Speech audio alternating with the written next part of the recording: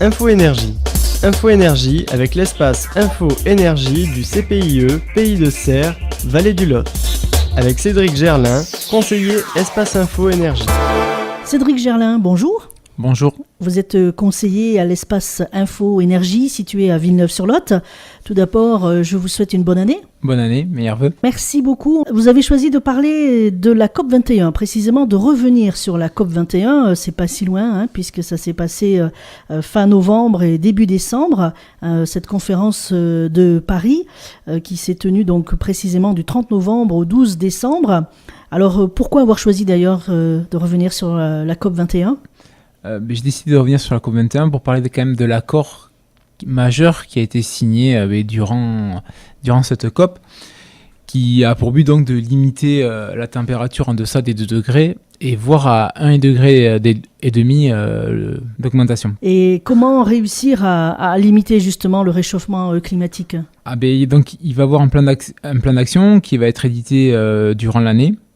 Et donc ce plan va détailler la façon dont les pays projettent de faire baisser leurs émissions de gaz à effet de serre. Combien y avait-il de pays Alors, il y a 182 pays qui ont signé cet accord. Donc cet accord a pour but donc de limiter les gaz à effet de serre donc des pays développés, des pays en voie de développement. Et pour aider donc les pays en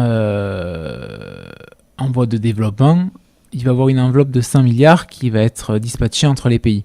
Donc ce sont les pays riches, comme les États-Unis, la Russie ou la France, qui vont aider donc les pays qui ont très peu de moyens à pouvoir limiter les gaz à effet de serre. Je crois savoir que certains pays en développement pourront aussi devenir des donateurs, c'est ça, pour aider d'autres pays, les pays les plus pauvres ?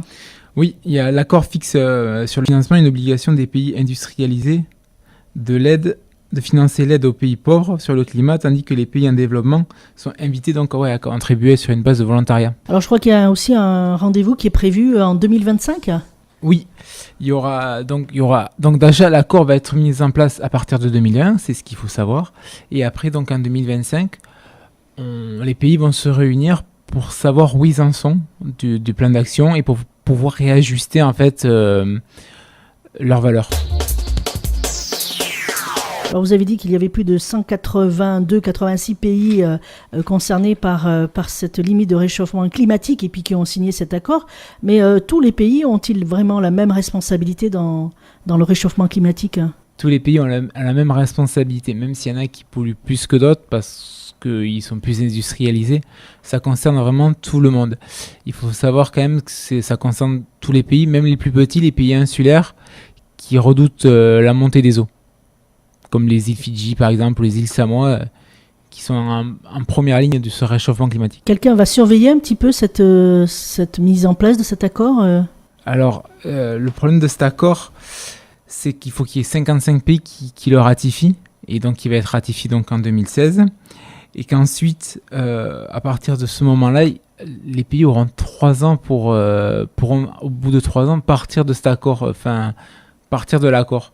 Donc j'espère qu'il y aura une structure qui pourra le surveiller, tout ce qui a été mis en place. Je crois qu'il est prévu pour cet accord une signature des pays. C'est pour quand cette signature ? Le 22 avril, ça sera à New York. Alors pour terminer, Cédric Gerlin, il est important de signaler que lors de cette COP 21 2015, le CPIE a reçu un prix.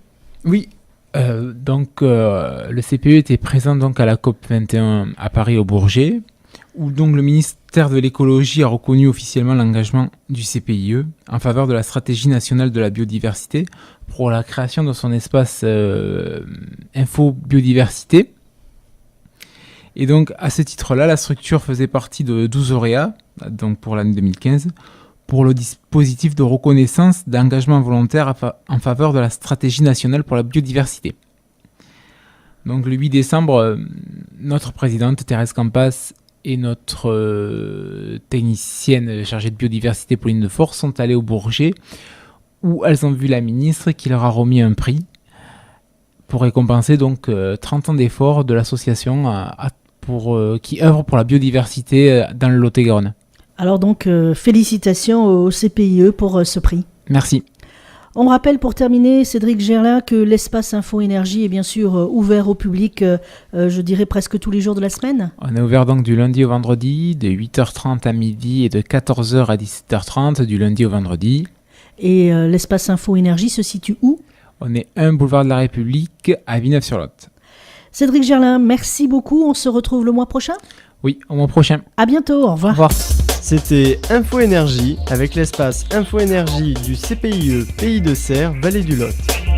L'espace Info Énergie est situé au 1 boulevard de la République à Villeneuve-sur-Lot. Téléphone le 05 53 71 05 34.